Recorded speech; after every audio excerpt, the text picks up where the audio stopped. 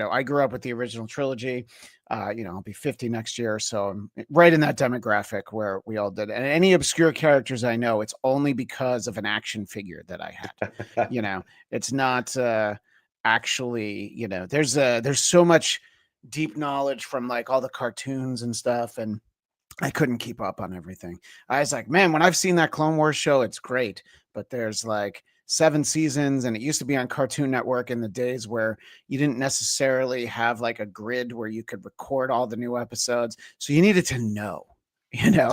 I did Yeah. anyway, and I'm like, oh, I didn't set my VCR for that show. Oh, well, I guess I haven't seen it. But I think this is a great show. It's been very interesting. So Joshua, you're not a Star Wars know-it-all. How would you consider how would you describe your fandom of the Force on this May the 4th? Have you seen like all the films, and does it end there, or? Yeah, I've seen all the films except for like what was the one that came out, like Solo. I didn't watch that. There's a few of like those kind of there's the standalone ones. Yeah. Did you see Rogue One? Because that's relevant to this. Because that would be interesting if you didn't. I'm like, I don't want to tell you where this is going, but the Death Star blows up. Yes, exactly. No, again, part of this is so anybody listening, Fright School, we're both queer people that kind of bring a horror perspective or a queer perspective to horror. So my what actually brought me to Star Wars originally many years ago is like the gayest thing, right? So I was 14 or 15 when The Phantom Menace came out, and I was planning to go to school for fashion design. And so when I saw these images of Amidala in these like clothes, I was like, what is this movie? Like, this seems so cool. I'm going to go see it just for the clothing. And I would like go home and like sketch. And I lived in a very small town with a 2-screen theater, and a friend worked there and would let me just kind of come in. And so I saw The Phantom Menace, I don't even know how many times in the theater, because I was just like sketching like all the clothing in it. So I didn't know anything about this larger Star Wars universe. I wasn't raised in it. My mom was a total horror kid. We didn't watch a lot of sci-fi. So then cut to many years later, now my husband, partner, whatever we're calling them these days, of almost 17 years, is a huge Star Wars, Star Trek, Dune, Isaac Asimov, sci-fi stamped approval nerd, Yeah. Yes, total geek. And so, so it's like we would trade off. He's going to come to, I mean, gorgeous. Look, if I don't know if the costuming department was nominated for an Academy Awards for the Phantom Menace. They should have won, but there certainly should have been a nomination in there. I mean, look at Amidala, and I don't know, Natalie Portman's is like 15, 16. I don't even know how old she is in that. Something like that, yeah. And it's like, look, this is the queen of Naboo, and it's so funny that you describe it like that, because that is the most unique way that I've ever heard of somebody finding Star Wars, is like for the costumes. It's almost like, oh, I started watching Star Trek because the communicators looked interesting and I wanted to know how they worked. Exactly. Yeah. And that remains a big interest. I love like the clothing, the design. If I had a job like that, I think I'd be really happy, like designing, the kinds of stuff that they come up with. And I also think that the Phantom Menace, that whole time period, right, because it was very exciting, obviously, for Star Wars fans all over the world, to have a new trilogy beginning. And of course. So they had so much media, and they had books that and images that showed all the the history of what her clothing was based on and kind of where it came from, and ancient feudal Japan, or things out of Africa, or they just did such a good job of putting all that out there. And as a fashion geek kid, I was like, this is so cool. So yeah, that's how I got into it. But now it's because of Jeffrey. We kind of would trade off. Like, I'll go see a Star Wars thing, and you're going to go see, Saw 8 or whatever. But over time, it's like I've really started to really appreciate the universe, and I really like it. And I really like Andor because, and this is how he kind of put it, he's like, Andor's about the muggles of Star Wars. It's not about really the Sith and the Jedi and these mythical, or the mythology of the Force users and these kinds of things. I mean, they're there. It's obviously part of it, because we know the Emperor's out there doing his thing. Yeah. But it focuses on really the people who, without those it's not focused on like the power and the magic of the Star Wars universe, which actually I was just reading an article critiquing that it wasn't Star Wars enough, but I really like it as a political intrigue drama. So Andor for me is really fun to watch. Also, as like an activist who's organized in spaces, I'm like, yep, looks like the left.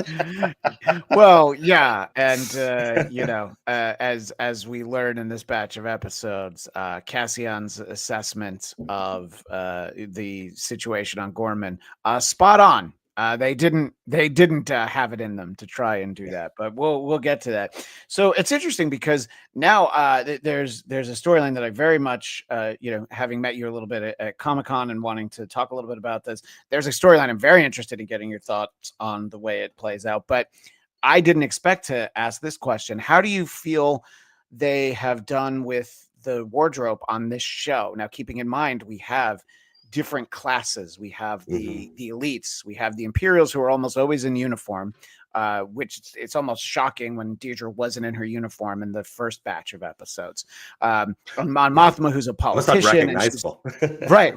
Well, and I said this last week, Joshua. Never put her hair down again. Her hair always needs to be up. It's very jarring. It's very fitting for someone who says, turn the lights off. No, turn the lights off. I'm like, yeah, all right, we get it. We know you.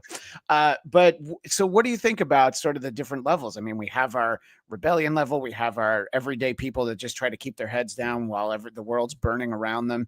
How do you think they do in terms of differentiating? In a way, it really is like a class structure, how people are dressed on this show.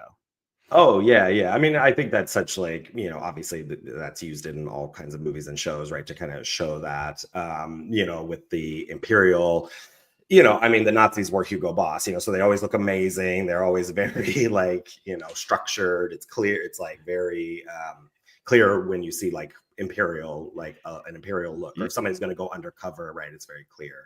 Yeah. Mothma, I always want to say Mon Mothra, but I know that's wrong.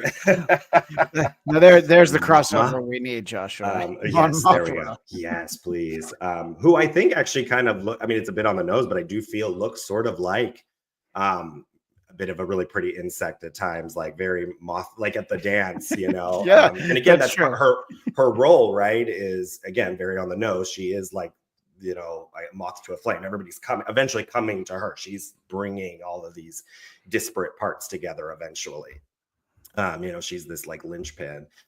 So I always think like her clothing is like beautiful. It's a bit like the Hunger Games too, right? Where everybody's dressed very like, you have all this awful stuff going on in the world and things are collapsing. Well, I guess, I mean, it's kind of like the real world too. Well, the Met Gala goes on while, devastation happens around the world. Well, it's the old saying that Nero fiddled while Rome burned, and Rome burns in every way possible. Our visual audience sees, of course, Krennic. I mean, when you can rock a cape and not have somebody look and go, you might want to lose the cape. I mean, this is the epitome of Imperial dress. I mean, he's dressed better than Grand Moff Tarkin. Vader, he had some gadgets. All right. So, if we're going to put anybody right at the top, but I mean, the Emperor in his robes, come on, you can also to do it in white, right? Not like black, like they don't, that kind of symbolism usually, if you wear black, like, oh, evil, bad, but they're white, they're pure, they're, like crystalline, like we are the future. We are, this, again, we were talking a little bit about the Imperials are almost always human characters. Have you ever seen an alien-like species that was an Imperial? No, and I think that's definitely by design. I think that the exception would be Grand Admiral Thrawn, but he's blue, like that. But he's humanoid, but his face is blue. So I think that's as far as it gets.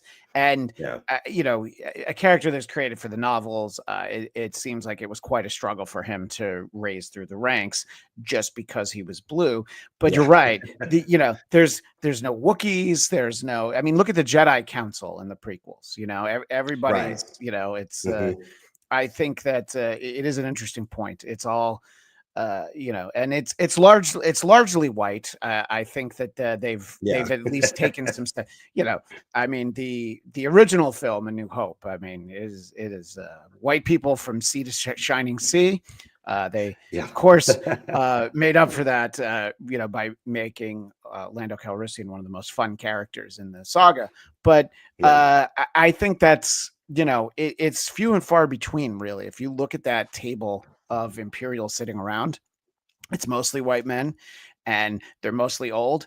Half of them are, let's just say, overweight. There's the one guy stuffing his face with hors d'oeuvres in the first batch, Yeah. while everyone else, while Cassian's on the planet, like lapping up droplets of water from the tarp. I think Right. we're really getting quite a contrast. And I think this Yes. Yeah. show works on multiple levels, but I think why people responded to it, and sort of what you were saying, is something that somebody had said to me after the first season, was that it was the first time that they'd been excited in Star Wars since the original trilogy, because it was Mm. like grown up in a way that it was more cerebral and thoughtful, and like, Mhm. well, yeah, how do you start a rebellion? And the Right. answer that this show provides is not easily. It's actually Yeah. it's Yeah. actually a lot of work.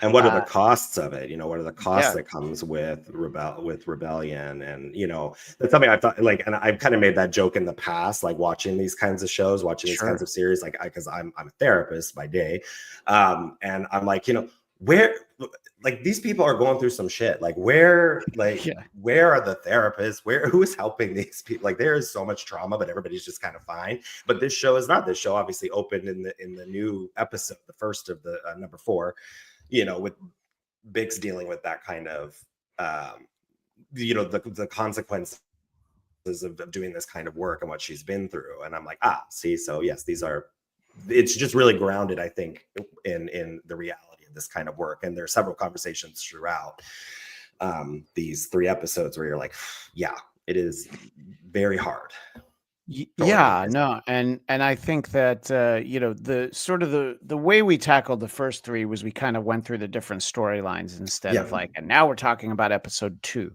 I think Yeah, it's easy. that sounds good. By the way, I think that there have been mixed reactions to this idea of let's drop 3 episodes every week and over the Mhm. course of 4 weeks. And judging from the way that each of these installments has been crafted, you're like, okay, that actually makes sense. Yes, you are watching about 3 hours every week, but Yes. I think it's much better than if they did the old 12 episode drop. You woke up on Friday morning and you're like, all right, how many can I get in before I pass out? Yeah. And there's also, I think this wouldn't work weekly because the pacing has something that people have criticized. I find it to be deliberate and it's building. I understand if somebody feels like this show is slow, because at times it certainly is, but Mhm. it's balanced out by, it's like, oh wait, a lot has really just happened in the last 5 minutes. There've been a lot of blaster fires and spaceships taking off, Yes. and before that it was a lot of people talking, just sitting around, Mhm. talking about what was going to happen. So I think it works on a few levels. For me, it always comes down to the characters, and I think Yeah. the fact that we talked about Didger for a minute, but the fact that we have Cyril in the Star Wars universe, that, I mean, I feel like if he showed up in a scene with Darth Vader, his neck would have been snapped in like 30 seconds. The Yeah. fact that you have sort of this guy who has delusions of not even grandeur, but delusions outside of his station in life, and then he almost gets it, and then he gets knocked down, and then he ends up with her, and and him lying on the bed while his mother talked to Deirdre in the first batch of episodes. I'm like, yeah, that's who he is. The rest of it's an Yeah. act. This is him all the time. Yeah. You want to talk about somebody who needs a therapist but knows he can't go to one. His Right. his mother would disown him. He'd be kicked out of the Imperial service. Yeah, and yet he's, I think, a very flippant way to describe him is he's a bit of a weenie, but Mhm. he's one of the most interesting characters of the show because of that. Because he says to her, "Does it ruin everything if I say this is the greatest day in my life?" And she's just like, "I'm just glad to see you happy." Right. So what do Yeah. you think of Cyril? I like to start with him because he was on a bit of a ride in the first 3 episodes, and he is back at it in episodes 4 through 6. Joshua. Yeah, I mean, I love his mother. Catherine Hunter is amazing. I don't know if you saw the new Macbeth they did with Frances McDormand and Oh Denzel no, Washington I did not see that. on Was Apple. she was Frances She plays the McDormand Lady Macbeth? witches. So she's the Yes, witch. Oh my yeah. gosh, that sounds great. Yeah, she Yeah. plays the witches, and it's such an incredible performance, and her voice, the way she talks, it's like I just love listening to her. She's the perfect like person for that kind of role. But anyways, to Cyril, I don't know. I really like his character because he's such a real, like again, a very real world pawn that we can point to. We know, within resistance movements, within revolutionary movements, the government will often try to get a mole or try to get, so he's playing a really important archetype within the story, for being kind of like, this sort of like, is he the right person to be doing this job? Like sometimes I can't tell, like, is like how committed he is to anything. But I just kind of think about it more in that sort of way of like what he's doing is such an important tactic to dismantling resistance, getting somebody in there who, I mean, we've got plenty of politicians like that too, right? That kind of come in and they get everybody to vote for them and believe like that they're going to do something good for them and then sell you out immediately. So just is like that kind of thing. And also I like him because there's so much audacity and confidence in like the Empire as well that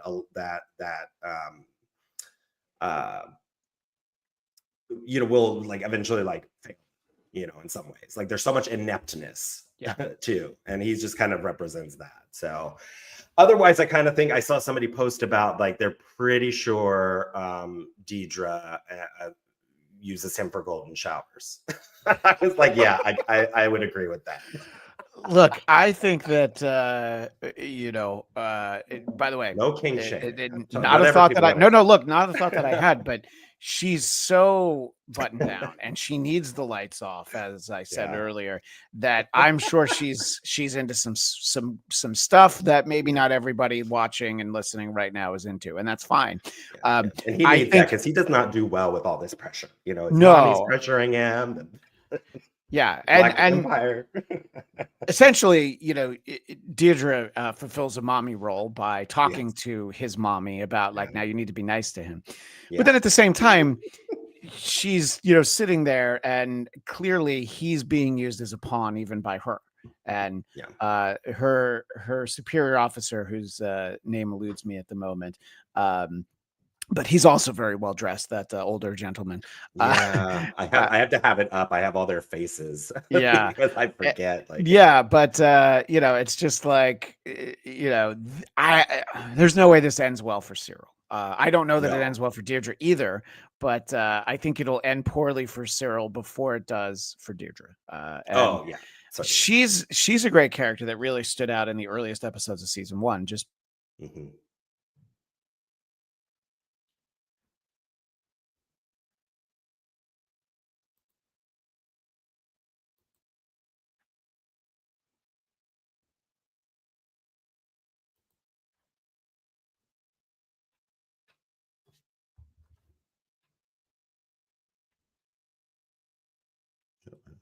is that me?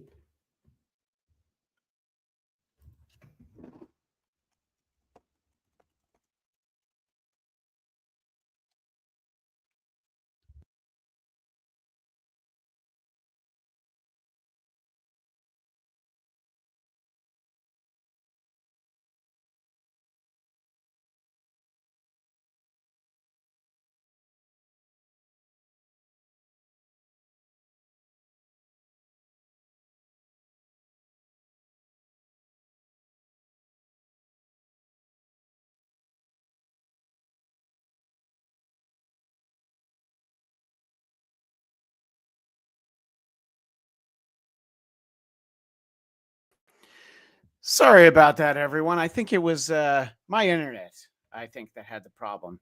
And Josh, are you all right hearing me now? Yes. Yeah. Sorry. I was like, I don't know what happened. We started spinning in my window or anything else. And I was like, that was it was one of those.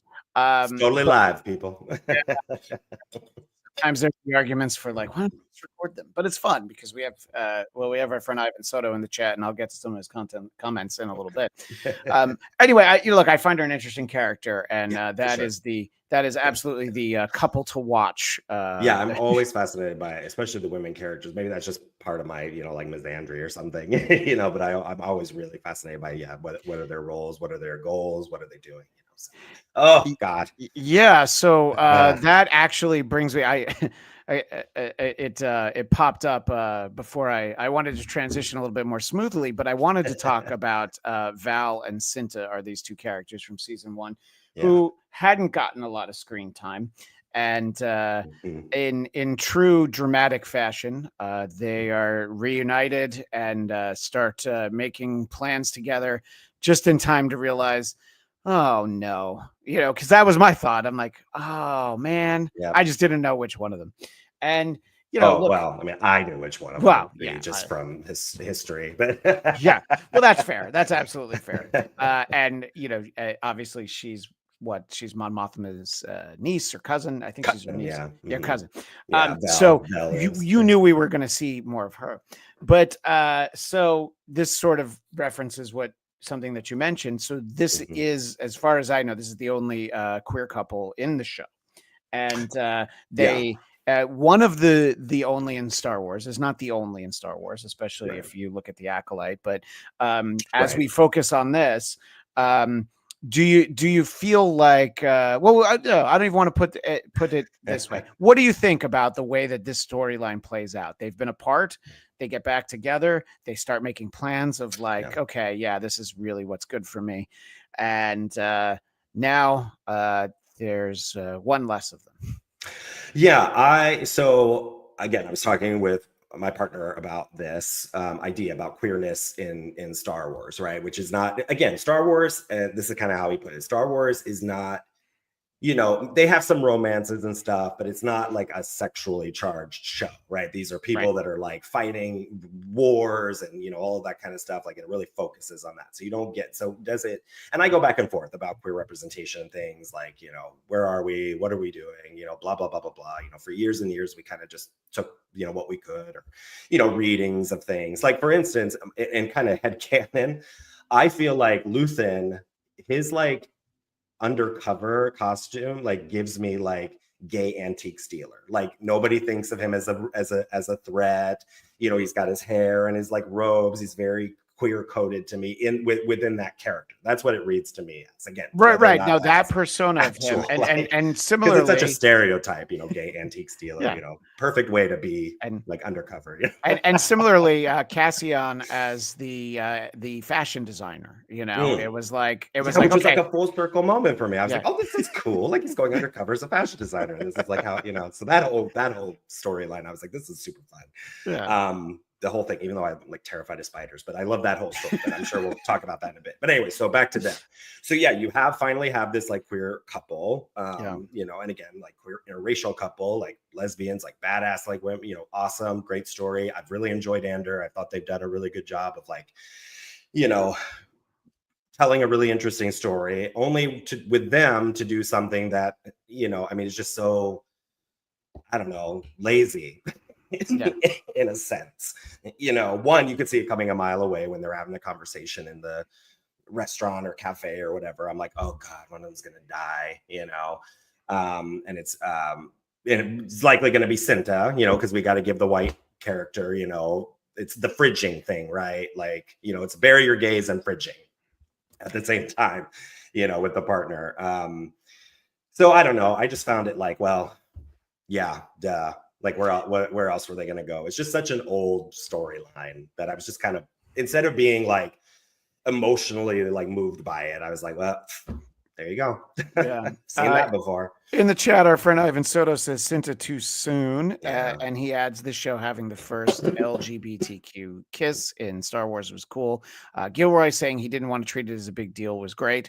I think that absolutely makes sense to to just sort of like treat it as the moment, and which I would agree with. I actually really like when there's sort of a banality around identity. I think that's what kind of made Schitt's Creek really popular and really like people liked it because it wasn't about that. Like it was just sort of like, this is a world devoid of homophobia or something. I thought was kind of interesting, you know. So I appreciate that, and I have not read a lot of queer analysis of Andor, you know, so a lot of this is just coming from, you know, my own history and just watching it. I was like, Yeah, just no, because, you know, you want a happy ending sometimes. This is a story that this story does not have a happy ending for most of the people involved. We know where it's going. Well, I guess that's relative because at least the goals are met, right? well, But Mon Mothma lasts all the way up to Return of the Jedi. So Mon Mothma, and actually, I think she's in the sequel trilogy as well, the Yeah. J.J. Abrams. So yeah, Mon Mothma is going to be glad fine. the powerful rich white lady has a good ending. No, I'm kidding. But everyone else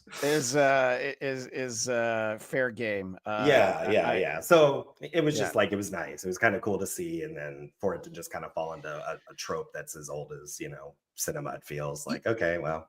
Yeah, and look, I feel like we very well could be getting something very similar, at least in these next couple weeks, with Andor and Bix, because Yeah. Bix isn't in Rogue One. Let's just put it that way, you Right. know. So, Yeah. yeah, and I think that, you know, to the point that you were saying that your partner made, there aren't a lot of romantic relationships in Star Wars. You know, I mean, there's a handful, you know, but it's mostly Han Solo and Princess Leia, and you Right. don't get a ton of them. You get Anakin and Padme, you know, Right. and it's Which is few and very far between. cute and like kind of twee, you know, it's not like some sexually charged. No, yeah, and it's so It's just, you know, and which is fine. I'm not saying it belongs there. It's just, no, it's not it's something so that, you know. the point being though, it's hard when you want to have that moment. It was basically either going to be Vel and Cinta or Andor and Bix, and I think that's coming later. You know Yeah. what I mean? So I thought that it was one of those things where I was like, no, okay, well now we see why they brought her back. That's unfortunate, but it did give us one of the best moments, you know, in this show, and really one of the best things I've seen in a while, is explaining to the guy whose fault it is. I guess his name is Sam with 2 M's. This is on you now. You're taking her with you wherever you go for the rest of your useless life. She was a miracle. To die like this because of you, some whining, simpering, foolish child. Don't you dare cry. You'll make up for this forever. You know, Vel obviously very upset with herself as well, but it's just like, where's the lie? Oh wait, there isn't one. It's completely. They're like, none of you should have blasters. Well, the dumbest guy who we all knew was the dumbest guy in this faction is the guy who has the gun. And nice callback to the guy who wanted to be overly involved in the town hall meeting, basically in the last batch of episodes. That he's the one like, no, I'm here to help, and then he shoots him. So, or he tries to shoot him. So, what did you think about that scene? I don't think I'm overselling how well done it was, but yeah, no, it was great. I mean, especially when she like right at the beginning, when she's like, "Are you crying? Like yeah, for real?" Like, you know.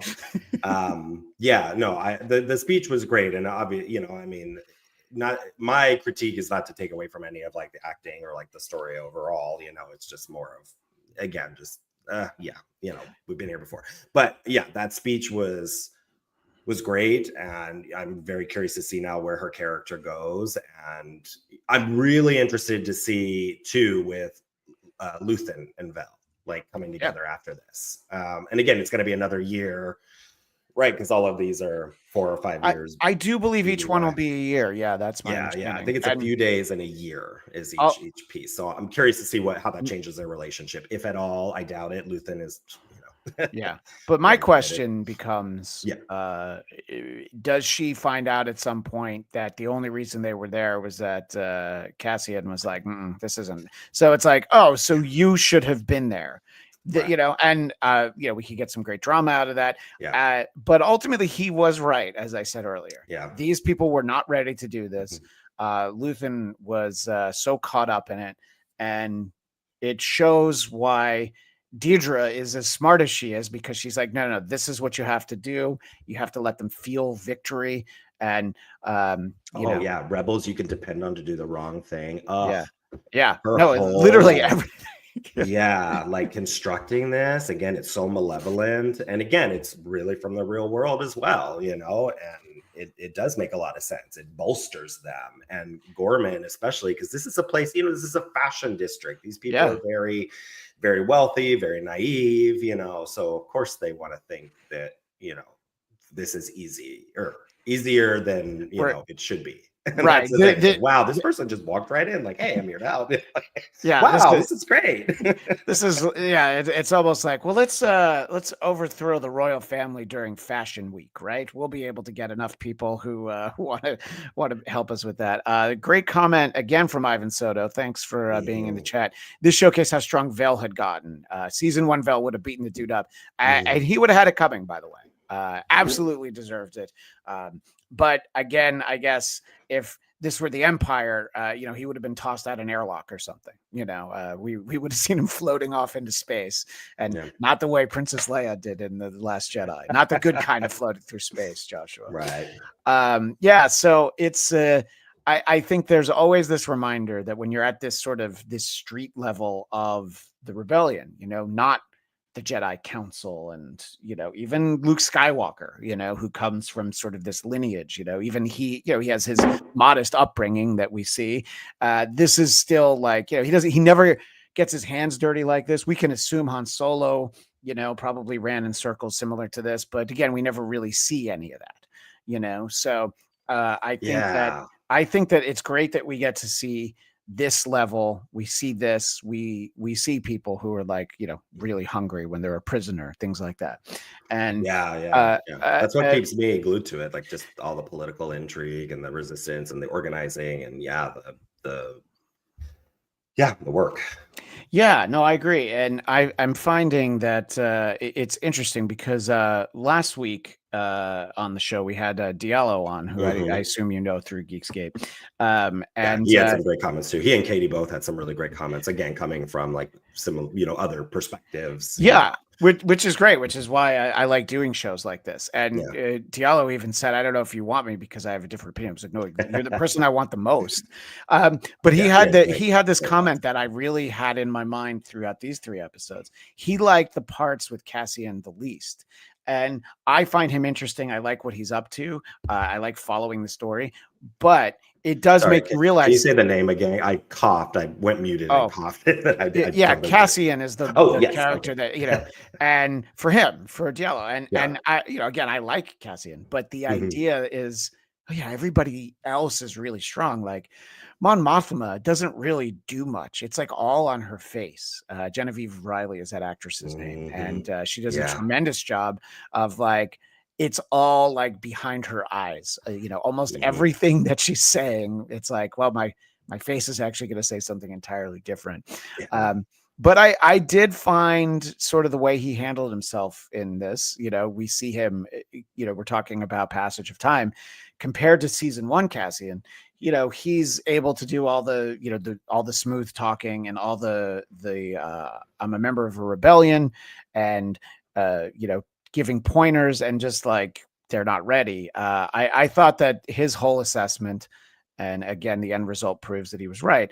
I thought you want to talk about growth in a character. I mean, leaps and bounds, really getting to see him. What did you think about Cassian in these episodes? And we can start with him as the fashion designer. Did you buy him as a fashion designer, or did you feel like he was trying too hard? No, I mean, I felt like he was perfect. I'm like, yeah, he kind of looks like, some, kind of Italian, these sorts of Dolce & Gabbana vibes to me. No, yeah, I just thought that was cool. Again, because of the way I got into Star Wars.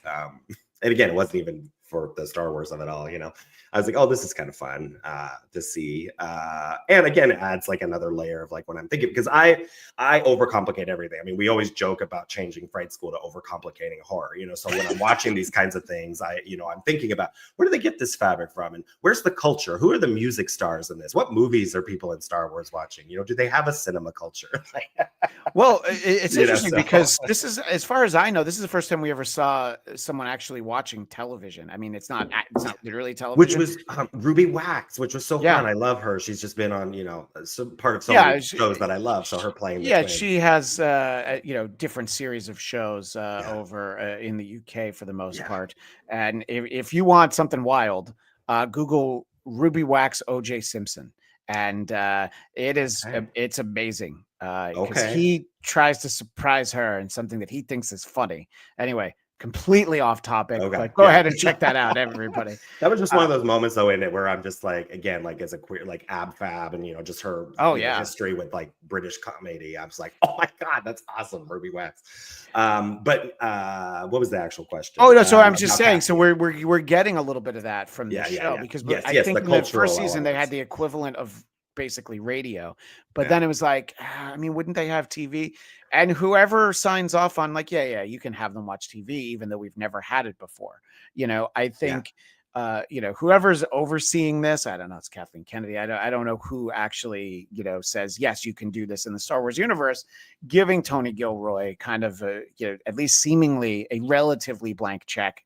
I'm sure there's characters we won't see, but I'd love a glimpse from the Emperor, even if it's just a quick phone call from him, because if Gorman goes sideways at one point, which I don't believe in canon that it does go sideways, but there's a lot of that. But anyway, so you're talking about sort of, you wonder these things.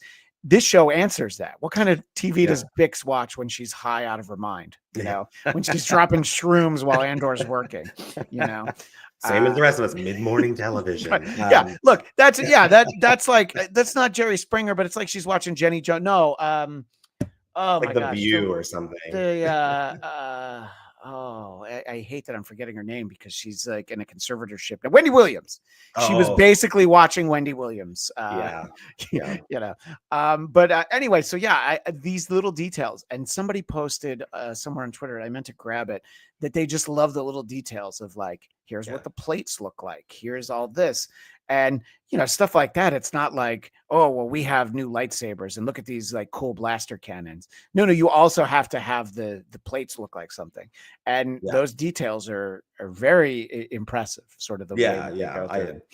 I think they just do a really cool job. But then, casting overall, I mean, I guess I might kind of agree with Diallo on the fact that, I'm probably not as interested, just because, again, there's so much going on in the show that was like, okay, let's get back to this person or that person, like what's going on, but obviously, Andor is very important to the story. I mean, it's his name. It's got his name on it. But so I really like that whole sequence. And I can't remember her name, but the I don't know if she was like an assistant to like the fashion guy that he met. They said in the table, he was like, you don't know me. Like you are like, what are you doing? Giving all this information to like a total stranger, and kind of challenging her. Like that whole sequence I really, really liked. And again, I've seen those kinds of conversations, sort of happen, like, we need to be careful, we're, especially around like when the Occupy movement was going down. And obviously right now, look at this. We've got Ivan Soto as walking footnotes. I did believe that she was his daughter and also involved. So her name is Enza. Rylanzi's daughter. Sometimes these names are very difficult to say, and sometimes they're really easy. There's really no middle ground, Joshua. It's like either really like names like Luke or Rylanzi, one way or the other. So and it's also we use the Star Wars name thing for like almost all of like our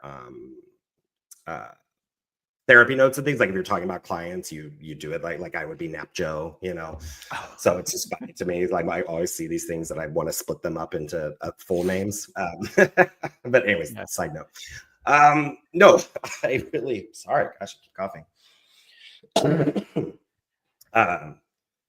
Anyways, that whole sequence of like talking to her and like, you need to be more careful. Like this is like really important work. But again, it's not, I think it's such a foreign concept to her.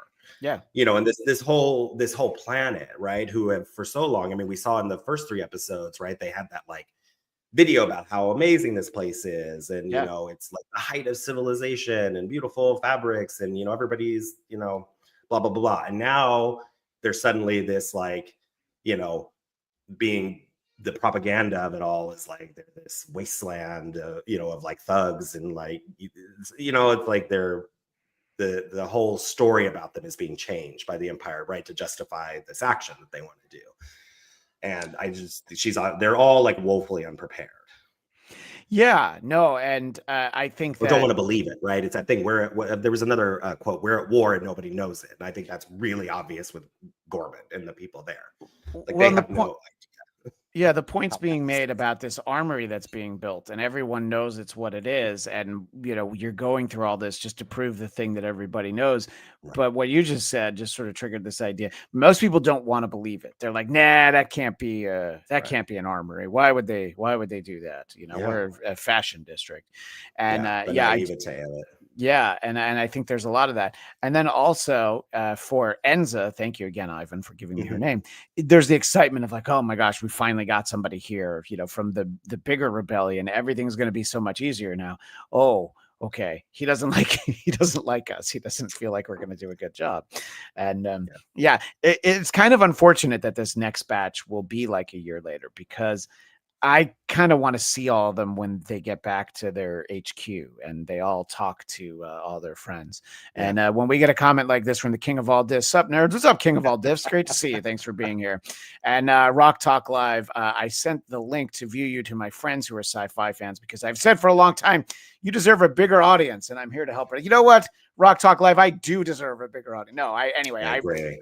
I appreciate everyone who shares the link, even if you are not a huge sci-fi fan. I would be interested in people watching this that have seen Star Wars, but they're like, I haven't even really liked the stuff. They're not that invested in it, because I feel like it's so different. You know what I mean? It's Yeah. like, this is a great drama that happens to be set in the backdrop of the Star Wars Mhm. universe, and it doesn't Yeah. have Jedi Knights, and there's like a handful of droids, and they left one behind I in the last know. batch. So it's like a lot of the trappings of Star Wars aren't there. It's like when they go to hyperspace, you're like, oh yeah, right. That's how they travel. It's not Yeah. going to be like a slow boat like Battlestar Galactica. They can move Yeah. really quickly. So I Yeah, again, I think it's doing the Star Wars fandom like a service in expanding it, maybe. Because, like I said, I mean, I watch them, but sometimes it's more out of a sense of like duty, so that we can like talk about it, or I can bring like my own perspective, because Jeffrey and I love to just talk about stuff like that, right? So, as somebody who's not like a huge fan, I'm like, like I've said before, I really am enjoying this series. But I also can see why the criticism from like major Star Wars fans, right? Of like, oh, it doesn't have enough this or enough that, or where are the aliens, or one of the videos I was watching recapping mentioned like the birds, like these are just like pigeons or something. Like why couldn't they have just put something on them that made them look more alien? I don't know, but I mean, it's so like minute, right? I That know, it's like put fancier wings on the pigeons. yeah, something that makes them more. Which again, hey, valid critique. I mean, whatever. I don't. No, look, I get it, but it's also like there's those times where it's like, Avatar's a good example. Does Mm, everything have to be CGI? Okay, yeah, I why agree. can't there be a pigeon once in a while? Yeah, Um, yeah, yeah. and And again, I guess that's kind of part of all of this, right? Is the banality of it all. People like, that's why I kind of like getting this kind of behind the facade of like imperial officers as well. And this was something like when I was still in grad school, like we studied like the Holocaust and like trauma in that in the community from that lens. And part of the work that we did was talking about the banality of like Nazi lives. Like they were like officers who went home and oh had my god, lives. And it that's was why really, that film's Zone of Interest last year was so yeah, fascinating, because it's like, here's this family just living their life, and every once in a while you're inconvenienced by the fact that you're next to a concentration camp, yeah, and yeah, yeah, and the wife's mother comes to visit and is like, leaves in the middle of the night. Yeah, it's interesting, because it's like, well, you try to like have that be your normal, and yeah. you know it's interesting Which to again, I feel is like really true to life, right? I mean, again, we all kind of like we watch these kinds of shows, collective unconscious of it all, where we watch and we go, okay, we know whose side we're on.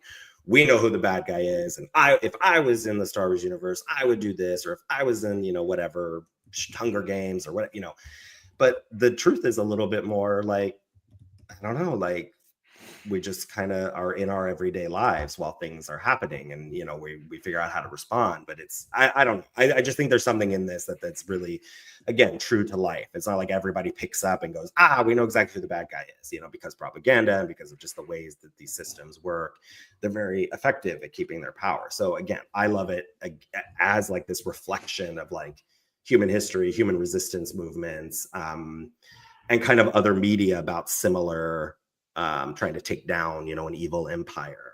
It really reflects, again, the difficult work that it is and how hard it really is to get people to wake up and realize like, hey, you're in danger. A lot of danger. Constantly, by the way. Yeah, like you should never have your guard down. But it's like, but have you seen like what I did with the spider web? I mean, come on. Yeah. Look, I got a new plate. Look at it. Yeah, and it's interesting because obviously, Tony Gilroy running this show and sort of being at the top of the food pyramid, but it's worth pointing out that Bo Willimon, who is responsible for House of Cards, which I understand the complicated history of that show, but if people remember watching it when it was on, it was amazing, and they had a grasp on these characters. You can really see him applying that here on some of these episodes, and that brings us to the great Forrest Whitaker, who as Saw Gerrera, who, look, I saw a movie where he played Idi Amin, and he seemed more grounded as Idi Amin than he does as Saw Gerrera, who has his moments of like, yeah, he seems like a good dude, but just sort of the character that he's basically, I don't know, conscripted into service. Willman is his name. And just sort of this idea that he is showing them how to use this device, which honestly, the device doesn't even matter. And then his usefulness will expire at that point. So you figure like, all right, there's probably a pretty good chance they'll kill him. But then he just realizes like, all right, so the guy you were training wasn't that good at it. So we're just going to keep you and I'm going to shoot him. And do you think that he actually was guilty of sharing information? He was asking questions where maybe he could have been, or was it just a convenient cover up for like, I'm going to shoot this guy now, and I don't want you guys to look twice at me? I don't know, because when they had the sequence where he sat down and told him, and he was like, come on, tell me, like, where are we going? What are we doing? I got I got a plan, and he told him, I was like, I wonder if that's a plant, right? Yeah. Like I've seen that in a lot of other shows, right? Where like a character tells somebody something and then waits. And when they hear it, they go, now I know who the leak is. Now I know who the mole is, because I only told that one person this thing, right? Again, very tropey. So the only thing that I guess I don't really know within the show is whether or not that because he said, they're all waiting for us now at that place. Like, is that confirmed that they were actually there? Because right, and I'd say yes, but we don't really know. So we just have his we just have his word. So yes, if they're there, this guy definitely ratted them out. But it's also like we don't know, and I think that's the interesting thing about the character who again starts in the animated universe, and we do ultimately get to see him in Rogue One. So we know who will still be alive at the end of episode 12, Saw Gerrera. But I love his, like, again, you have to have these characters too, because again, they're very true to life, where you have people like I mean, again, you're seeing all the different levels of organization. You see the people who are willing to engage in the respectability politics of it and like trying to, reason with, the powers that be. You have the rebels, and then you have people like Saw, who's like, let's get fucking high and blow shit up, like, let's do it. Let's just go, like he's just like radical, in a way. At least in the end of, the episode with the what's that stuff called? Yeah, they call it Rido for short. Rido, like breathing in. Let's like, woo, let's go. Like, okay. Yeah, which that's sort of an interesting wrinkle to it. There's something that Ivan said, Guerrero gets more and more insane. How is that even possible? I think it's, if people know the film Blue Velvet, the great Dennis Hopper as Frank Booth just inhaling nitrous oxide. Mhm, I think that's a little bit of a level of Saw Guerrero there, that it's mhm. a lot of, like just breathing it in. So it's certainly interesting to kind of think about that. Wait, do we really need this, or does he just need a new stash? I think it's a column A, column B thing. What do you think, Joshua? That they do need this, but if a little bit of it seeps in and he gets to breathe deep, that's the little cherry on top. Yeah, no, I feel like again, you kind of need that sort of again, it adds that tension, right? You have a bit of like somebody who is like, is he really a loose cannon or does he really know what he's doing? Is he, again, I didn't watch like the animated stuff at all. So I don't know too much about the character. And again, I haven't seen Rogue One. We watched it in the theater once. Sure. Like basically I've seen all the Star Wars movies like once. Outside of Phantom Menace due to what I talked about at the beginning of this. So it's like I didn't really remember him too much, but when I saw him come on, I was like, oh, I know this guy. I've worked with him. Oh yeah, that's a great point.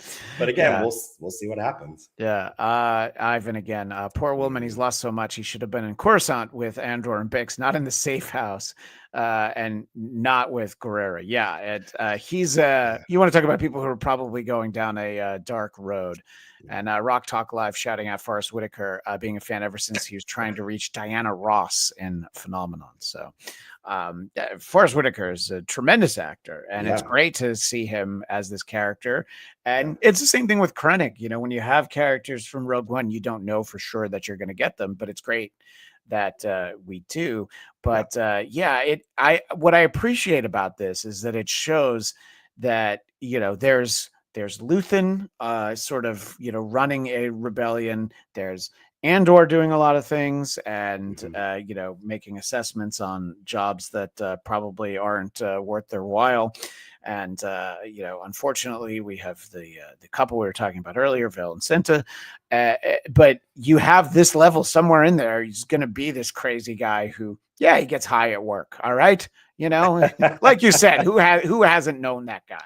Yeah. I mean, and it's another one of those where this is just. It's basically like this speech that he gives in that fifth episode, that just sort of talking about how he just kind of understands the whole situation. I was looking for a quote that I had, but the one that came up is he's talking about the itch and the bird, and you feel how badly she wants to explode. And he's like, remember this is a perfect night. You think I'm crazy? Yes, I am. Revolution is not for the sane. And that assessment comes from the website Decider, who is talking about how Shakespearean it is, the sort of the way that he treats this guy. That line is incredibly. That's one of those ones that Shakespeare could have heard. It's like, you mind if I use that? That revolution is not for the sane. Thank you.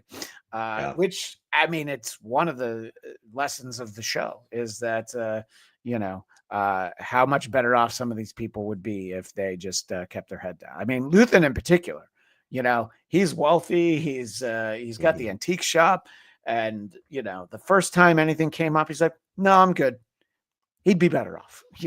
Mon Mothma would be better off. But right, that's the thing again, like what is right versus what is safe. And that's obviously kind of they're part of that conversation, which a lot of, and again, there have been those figures in history, that have that wealth to support, these things and what they think is right, while also trying to navigate the politics of it all. Obviously, history has to be filled with sort of those people that have, wealth, but also access. There's not enough Oscar Schindlers in history who are just like, look, I can give a bunch of jobs. That's what I can do. You know what I mean? So, So I don't know. I find all of these things going on simultaneously. It's such a wild show, Joshua, and there's so much happening.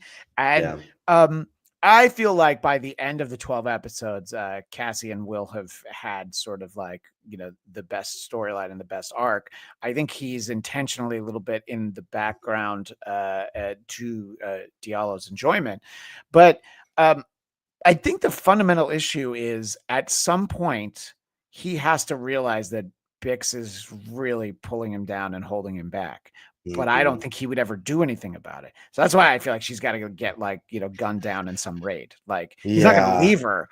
He's going to, the rebellion will be better for not having her, and what's in those drops anyway? They've used them as like eye drops and other Star Wars things, I think. Or I might actually be confusing it with Star Trek now. My apologies, my fellow nerds, but I feel like we've seen these drops before.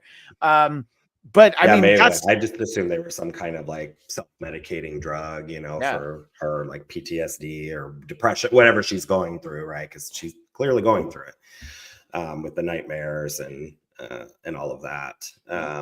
Yeah, no, I think that's it's a good point because obviously, like Luthen's like, well, I know what this is. You know what I mean? Because look, he goes on the party circuit, all right? He has to go to a lot of galas. There's a lot of things passed around. He said, oh, come on, really? And it's like, it's not something classy, it's not like, high end cocaine. It's like she's got like a whippet can, and he's like, oh, really? Oh, Bix. And she has it right. He came to her to give her a job in the first 3 episodes, and he's like, oh no, she is not in the right place. It's a very complicated, but that's what makes it interesting relationship. What do you think about Cassian and Bix in these 3 episodes, Joshua? Yeah, I mean, I'll be curious to see. I obviously, there's a bit of that revenge fantasy that wraps up the 6th episode. Yeah. With her getting her revenge on vengeance on the doctor. Yeah, I forget his name. Sorry. Yeah, so I'm curious to see what that effect will have, if that will actually help her in some way. And then again, maybe she'll be more important, and then that will make her like death or her loss more, significant, rather than like, oh, she drowned in her PTSD symptoms, which again would be, I don't know. Again, I have a lot of by the way, Dr. Gorst is his name, yes. Which you could not get a more Nazi sounding name than Dr. Gorst. So perfect. And just the way he looks, he's just so gross, so slimy. I'm just like, yeah, awesome, girl, leave him there. And then blow up the place. I like it. Ivan, I always say I like having comments that have differing viewpoints. I couldn't disagree with you more, but I think it's an interesting point, and you might absolutely be right. But Ivan says Luthen sees the opposite. He literally got Cassian and Bix together to kill Gorst because he sees that they're stronger together, just like he got Vel and Cinta together. That's true. They would have been stronger together if not for that idiot Sam with 2 M's. Yeah, I have a lot of thoughts on Luthen in general, because again, he sort of reminds me, right? So he is willing to sacrifice anything, allies as well, anything, a whole planet of people, if it means that, anti-imperial sentiment will grow. I do think he cares about the people that he's working with, but not enough to set aside the end goal, right? The end goal that he's looking to achieve. And so I don't know. I don't know how. I'm looking forward to. So we have a weekly watch with a friend, our like Star Wars friend that comes in. We watched, the Mandalorian and Ahsoka and the Acolyte and all the things, Book of Boba Fett together. So I get to watch these episodes again with them. And now I have like more questions to like watch, because it's a lot to try to take in. And this is one of those shows, like, and I'm really terrible for like being on the phone, right? Because sometimes I have to like look stuff up. I'm like, wait, what was that thing again? Yeah. Or that Star Wars, that was a reference to something, so I end up kind of missing things. And this show is very like, there are so many weird, like little looks and little moments of like things that you're like, oh wait, what the hell did I just miss? Got to rewind it. So I kind of have to go back and really look at it. Because again, I was watching Bix and Cassian, it seems like they're, right, they're hiding out, they're waiting kind of for their next mission. She is like not doing well. And why should she be? She's been through so much hell, she's been tortured, they almost, the guy tried to essay her and she had to kill him, right? Yeah. So it's just like, she's been through a lot. And again, it doesn't seem like Star Wars has a great mental health care program. Maybe she could find a Jedi to, erase. Yeah, I I think don't know. that's their solution for everything is like, well, why don't you go live in the desert for 20 years and meditate? That'll Yeah, help there you you come go. to They don't. terms with the That'd fact be that your fine. best friend tried to kill you. Yeah, okay, that's great. Yeah. Why don't you go live on a swamp planet? Okay, yeah. Yeah, Is this exactly. really the best? No, that's a great point. What I will agree with you, Ivan, is Luthen knew that he'd lose Cassian if he didn't fix it with Cassian and Bix. Yeah, so it's almost like I need him at 100%. So he's got to deal with her, even if she's at 40%. We need that. So I was surprised. I thought it was a great reveal when they pull out at the last shot in episode 6 that Cassian was with her. I thought she was just like, you know what, I got to deal with this. I'm just going to go kill Dr. Gorst. And the fact that he did it with her, I'm like, oh, okay, that's way more interesting than her sneaking out. Like, I can't stand these voices in my head, or I had way too many of those drops and, things got out of hand. Yeah, and didn't do it for her either. Like was there to support her in doing it. So yeah, that whole sequence like was really, really cool. Again, I'm guessing that it wasn't some sort of like dream sequence or fantasy, right? Oh, But I don't think so. I didn't think of that, but I think it wouldn't have ended the episode if like, like they could wake up and be like, oh my gosh, maybe that's something that's going to happen.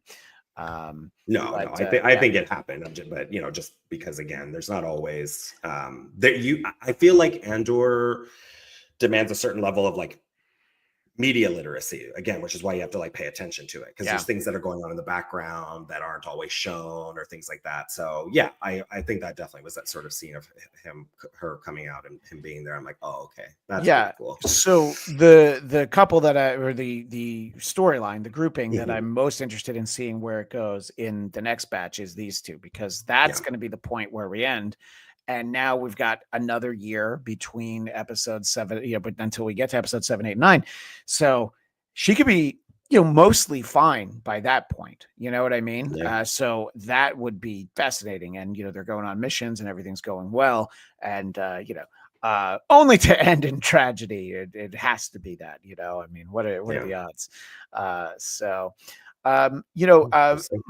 In turn, we spoke a little bit about Mon Mothma, and it's a lot of sort of more of the same with her, but in the way where it's building. This is a pressure cooker that it's like we saw her cut loose at the end of the first 3. You want to talk about stuff getting passed around at parties. I don't know what was in that drink, but you've never seen Mon Mothma with moves like that. And that was fun. And again, seeing a bit of the culture too, hearing the music and the dancing, and they were all kind of, it's all stuff that's very hard to do in these worlds, Star Wars, Star Trek, anything like that is like, well, there's obviously going to be some kind of, party culture because people need to unwind. And this is which of course goes back to the original film and like the cantina sequence where there's a band playing, so it's like there is culture. So it's kind of cool to see those things dropped in. Yeah, but it's like, here's the elitist of the elites. These aren't just like Imperial sympathizers. These are, Krennic's at the party, and I think there's the great line that sort of ends the section with Luthen is we should have killed Krennic while we were up there, which I thought was very funny because obviously they couldn't have, but like, oh, we were so close to him. And I thought that was sort of more of the like great drama of trying to remove the listening device. And, that was, and it just, I can't get it. And, that Imperial officer is just sort of, you kind of forget just how indebted to them he is and how much, they kind of own him. And it's like, you have to stay here. You have to do this. And I thought it was great. And then you see him on his feet, like understanding. It's like, oh, you just read it and you run your hand over it. I thought that that all played out really well. And that was sort of like, that's like Luthen and, his sort of his issues, and Mon Mothma is a little bit in the background in this batch. Not that we don't get plenty of time with her; she's always great. It's more like she's wondering how her cousin's doing, and Luthen's like, oh, yeah, I'll try and find out. Let's see what's going on. I don't know where she is right now. Yes, I do. I know exactly where she is. She's on Gorman, and it's she's not going to be happy the next time you talk to her. Let's put it that way. So. Interestingly, we see a familiar name from all of the Star Wars films, but a slightly different face from how we're used to seeing Oh, Bail Organa yeah. from the prequel trilogy, and Jimmy Smits also played him in Kenobi. And my understanding is it was a scheduling issue that Jimmy Smits just wasn't available. Yeah. And it's just I interesting. wonder, was that because of Dexter or what else is he doing? Because I guess he's going to make an appearance in the Yeah. new thing, but that should have only been a couple of days, I Well, imagine. yeah, but I think But that something must have been going on. It's well, unfortunate. I've seen a production still from the next batch that we see Benjamin Bratt somewhere. I think it's interesting that you switch out one 90s NYPD detective for another 90s NYPD detective. Yeah. Obviously, NYPD Blue for Law and Order. Benjamin Bratt's great. I've seen him in plenty of stuff, Yeah. and Yeah. I think that the one thing you can commend them for is not whitewashing the character, actually Mhm. casting an actor that you're like, yeah, all right, that's good. And he's also a great actor. I'm not even saying that. It's just Yeah. it was It was just spot it on. was surprising. And I think that the only reason that scene is in there is like, oh, hey, Senator Organa, is to get us ready for when we get more of him, because it's Yeah. like, but it was such like an aside. And I'm like, oh yeah, there he is. Wait a minute, that's not him. Because I just last weekend watched episode 2 with my son, so that he had never seen it, so that I could take him to the theater to see episode 3. Oh, yeah. So I was a little Star Warsed out by the end of last weekend, because I also watched all 3 episodes of Andor. Yeah. And Jimmy Smits is phenomenal, and maybe we'll one day see him again as Bail Organa. I just hope it's not he wanted more money. Which, if you heard the headlines from Jeremy Renner talking about how they wanted to do a second season of Hawkeye, but only pay him half as much as they paid him for season 1, Mhm. that's always a possibility. But I'd Yeah. like to think that if they wanted Jimmy Smits and he was available, they would have had him. But sometimes the real world Yeah. creeps in, Joshua. Yeah, yeah, and again, and I don't know how people, obviously like feel about playing characters, but in some way, it's like I would think, because it's Star Wars and I mean, obviously, Organa is a very important character for a lot of reasons, that you'd want to do it in any way that you can make it work. But again, who knows? I know there's plenty of actresses out there that have been actors, but performers that have been offered lots of money to do things. It's like, no, I am done with that thing. Yeah. So Yeah, but who knows? it could be as simple as, like you're Yeah, saying, maybe it's Dexter. Whatever he's doing is in first position, and they yeah, might just say, "No, we're not letting you go." It happens all the time. yeah, You know, yeah. I mean, uh, who knows? Yeah, who knows? But it was interesting, and I'm very curious to see. Are we going to see, Leia? Are we going to see something like, what are the, where is this kind of going? Because obviously that okay. she's out there. And again, with all the answers, Ivan Soto. Jimmy Smits was filming the Oh, short-lived okay, CBS show East New York at the time. okay, Andor was filmed like 2 years ago. You know what? That's true. Dexter wasn't even a thing yet. okay. It was a CBS show called East. Thank you. So, Yeah, but I knew whatever it sorry, was. I'll follow At Jimmy least I Smith. assumed whatever it was. It Yeah, had to be something where yeah, he was just that like, I makes can't sense. get away, especially if he's the lead in it. Then Yeah, there's like, what am I going to do? Come on, fly out to. I don't even know where they did this. I don't know. yeah, yeah. It I it forget it like how it long it it takes always to do these feels like things. it always feels like it's England, because somewhere in the UK, because there's so many British actors, but it might not be. In any case, so that's why we don't have him, and that obviously that very important character. So we'll be seeing more of Senator Organa, I believe. And we'll have to just deal with the fact that his face looks a little bit different, but that'll be all right. There was there was a good meme that I thought I'd saved from it, but basically it had a picture of Jimmy Smits and then a picture of Benjamin Bratt, and said, "This is what happens when you have a 16-year-old princess at home. It just changes your look so drastically." It was funny. There we Oh my go. gosh, look at this. Andor filmed in Spain. Mhm. How amazing is that? Yeah. Just like, hey, you want to go to Spain for 12 episodes worth of work? Yes, I do. That's I so funny. And the critique that I was watching from somebody who thought it wasn't Star Wars enough, they made that comment. Like, sometimes it just looks like they're in Spain. And I didn't realize they actually filmed Yeah. there. I was like, Well, oh, that's funny. I was just talking about, I saw episode 2. Sometimes it looks like they're in Italy. Oh, it's because they're in Italy. Yeah. But so I want to make sure that we cover everything, and it's easy to follow the storylines through all three parts. What are some of the things that you notice that maybe we haven't touched on before we wrap up? I don't want to leave anything on the table, Joshua. It's funny, actually. My everything that I had on my like notes as I was watching, we've talked about. I mean, again, I do love. There was a quote: "My rebel is your terrorist," which I really liked. That's a great again, one. that Yeah. whole conversation between um, Mothma and oh gosh, like we were just talking about. God, my brain. With the cape in the art gallery. They were having Krennic, yeah. Yeah, Krennic. They were having this like intense conversation that like just there was so much under it, right? Like I really enjoyed their back and forth and that comment about how these things allies and axis powers are constructed. It depends on where you're at. It's relative. Like who's the bad guy, who's the good guy. If there is such a thing, so it is all relative. Absolutely. Yeah. So I love, again, and I really like seeing all that behind the scenes stuff.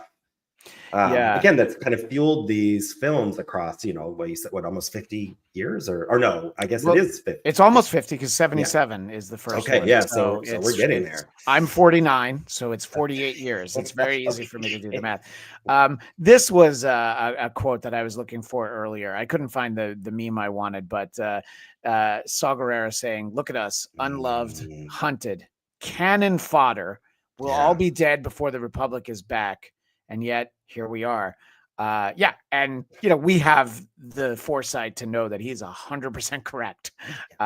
Yes, they will not see the return of the Republic, the new Republic, and let alone the First Order, and then the Republic in theory coming back again. I don't know. That seems all simple. Well, and that is such a like a common theme within resistance movements. When you're trying to build, organize. It's like this isn't really for us because we're likely not to see the the consequences or the wins. Which is true on all sides, right? Because we often talk about like there's so many things we're still dealing with from a presidency that was 40 years ago. So it's like there's something really beautiful about this story, and again, very real world. The commitment to building a world that you're never going to see. And trying to build safety for people that you're never going to know, who are never going to know that you did it, and there are lots of like great books and things written, memoirs written by people who, organized back during the civil rights movement, or, like Black Panthers, or like all these different like organizations who like, we had no idea we were part of history. You just showed up, you did the work.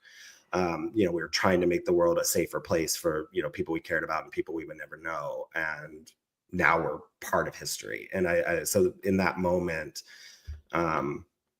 again, there's something really profound about any kind of work in resisting fascism, oppression, that you're unlikely to ever reap the benefits of. Is I don't know. Just there's just a profundity in it. Well, no, and the fact that there's not really glory in these things, and you'll have you'll have people who get forgotten because their story never really gets told, but their sacrifice is very real. In A New Hope, the entire story of Rogue One is boiled down to many Bothans lost their lives. Anyway, let's take a look. You know what I mean? It's like, oh, okay, well, maybe one day they'll tell that story, and they did. Ivan asked the question, will Cyril defect to the rebellion? I can't think of somebody less likely to do that, because he is so dyed in the wool, but such a wannabe. He wants to be at that table that Deirdre gets to sit at. And the fact that he gets to talk to her supervisor and, kind of relay what's going on, the fact that he's he's undercover. Oh no, he is all in. He believes in the cause, and he wants to crush the rebellion. And obviously he's got a lot of issues, mommy and otherwise, but he's got his own personal history. And when we were talking about his mother, I forgot to comment on the spider that he gives her. And it's like, just like you. And it's like, oh man, when Deirdre's not around, she still sasses him. But she's convinced that they're broken up, right? I mean, that's his cover story, that they're not together anymore. That's why she's like, you have an hour, turn out the lights. Yeah. Okay, I mean, I really only need like 3.5 minutes to turn the lights on. Okay, all right. I mean, don't you want to talk? No talking. We talk all the all right. No talking, no cuddling, just And judging from what get you in read the earlier, I position. was going to say, judging from what you read earlier, hopefully you haven't relieved yourself in a few hours. Right. But again, Well, no, that's I think it's her. She's oh, doing it on him. oh. That makes more sense. But I could see, the way she Oh, yeah, lives her maybe. life. Yeah, Who you know what? knows? Hey, whatever they want to do when the lights go out, Joshua. Who are Whatever we they to want to judge? do. But no, I think Cyril is more likely. Yeah, I wouldn't see him defecting, but I think his like audacity, sometimes in that like desire, could easily see it's like because he's being used to sort of filter information and kind of make the resistance feel more empowered. It's like, okay, if they get if they realize that, then they could use that to their advantage, Yeah. to then it's like flip it again, whatever you would call it, whatever kind of move that tactic that would be of like, oh, Yeah. we know that you know that we know, or we know that you are doing, so I I could think see him that being very important linchpin to the resistance using him with him thinking, using that. yeah, that's what I was going to say basically is that I can see him being a huge help to the rebellion, Yeah. but not intentionally. Yeah. He thinks he's got it all figured out, but Yeah. clearly he does not. Well, Joshua, I hope that you come back for at least one of we'll be doing 2 more of these shows. I don't have the next episode scheduled just yet, letting our audience know. I'm driving to Vegas this weekend, so I kind of need to get it done by Thursday. But boy, I've got 3 episodes to watch. So just to make sure you subscribe to Geekscape on YouTube. You'll get this show. You'll get the show that we do most weeks, Marvel Movie Talk. We're talking about Thunderbolts a lot the next few weeks. And the Geekscape Book Club, we just did the original comics telling the story of the Creature Commandos. So check all that stuff out over there. And Joshua, where can you be found? And it's the Fright School, usually every week. Yeah, that's kind of why I said it that way. You don't want to lie. It's like every week. Okay, most weeks. How about that? Most weeks. And we're just talking horror and, queer perspective, feminist perspective, all the random shit you've heard me talk about that you're going to go, what? Yeah, right. Exactly. Yeah. I was. That's the fun of being on Geekscape. This is we just get to nerd out. completely off topic, but obviously it's very much in line with sort of what you're saying. I was a guest on my friend Kaylee's podcast. She does a movie podcast called Once Over with Kaylee, and she's a big horror fan, and she really wanted me to rewatch Nightmare on Elm Street 2. And now you know why I'm going to be mentioning that. And I remember watching as a kid. I was like, this might not be the gayest horror movie I've ever seen. This is like one of the gayest movies ever. And just, I was a kid. I was probably 12. I'm like, okay, I mean, I remember the coach in the shower, but I was like, no, like everything about that kid. And I'm like, oh my God, this is sort of like amazing that whatever that is, 1985, 1986. And,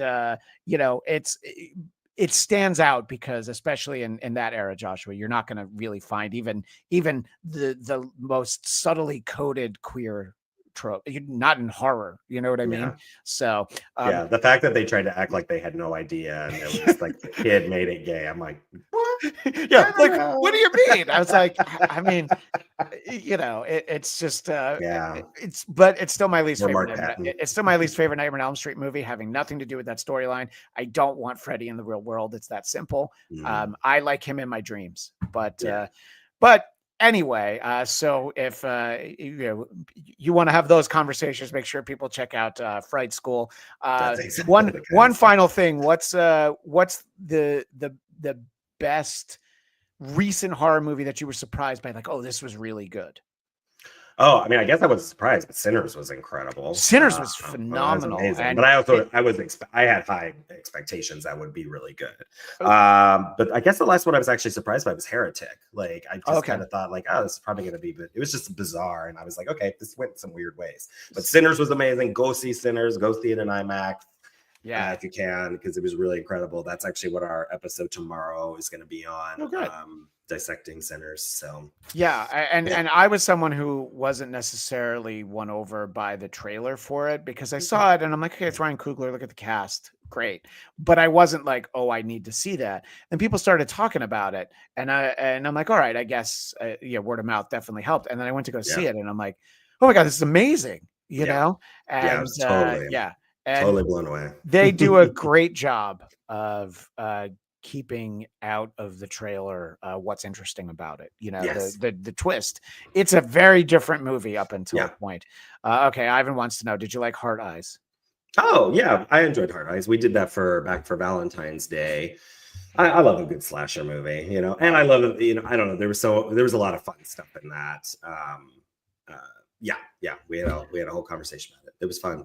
That's the Okay. problem. I mean, it's an embarrassment of riches in horror these days. You know, like there's so much, like, you know, and I grade on a huge curve, you know, because it's like Right. So I just love it. The genre. I love the stuff that I liked when I was a kid, like a tween and a Mhm. teenager. Like Yeah. I love Freddy. I like This is even the the genre I call 30-year-old teenagers, which is my yeah. favorite. Totally.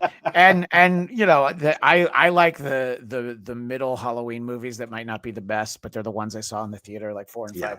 Yeah. Um, Yeah. I do have a Nostalgia. line, and I love the story behind how the Terrifier films got made, and you know, just Mm. all that. But I can't imagine watching one because I hear about it. I'm like, oh, that's not for me. You Yeah, know, the it older seems I a little get, the harder I get into yeah, those kinds of movies. Because I was definitely like because you know, Saw when that came out, I was like 18 or 19, and like that was just, I was anything I could get my hands on that was like horror, like right, that sure. torture kind of stuff that they would, you know, horror of it all. Loved it, but the older I get, the more I'm like, I don't know. I Yeah, would yeah. prefer something else. I don't Saw and mind gore, but Saw and Hostel were kind of turning points for me. Like, yeah, yeah, those were big turning points. you know, Yeah. to me, Texas Chainsaw Massacre has the right amount of like, you might be able to get away. You know, the idea Mhm. of Saw, which is like, Yeah. you want to get away, you got to hack off your foot or whatever. You know, I'm like, all right, as a concept, it's brilliant, but yeah, I can't imagine putting myself through a Terrifier film. Just for Yeah. me, you know, you Yeah. want to talk about mental health, and I know what helps my mental health and what wouldn't, and it would be, but I forget that filmmaker's name. His story's amazing. You know, the fact that he like, you know, talk about DIY filmmaking. I love the tremendous success. Mhm. I love everything about it except for me actually sitting and seeing the movie, Joshua. There we go. Yeah, I feel kind of the same way about a lot of horror. Like, I just love that it continues to Yeah. get funded and made, and it, you know, and it's a genre that there's still so much space for exactly that, like do-it-yourself filmmaking. You know, it's relatively, you know, you can make it on a small budget and be very effective. Yeah, You absolutely. know, so yeah, we're very blessed these days by really, really good, good horror movies. Yeah, You well, bet. check out Fright School, and we'll have another Thunderbolts episode on Marvel Movie Talk one day this week. This show will Awesome. also be back one day this week. That's why you have to subscribe to Geekscape. You'll get the little Yeah. alert like, ooh, and follow me on social media at Christian DMZ and my personal podcast, The Blackcast, BLADTCAST. That is all the time we have for now. But in the spirit of the day, I wish you all a May the 4th be with you.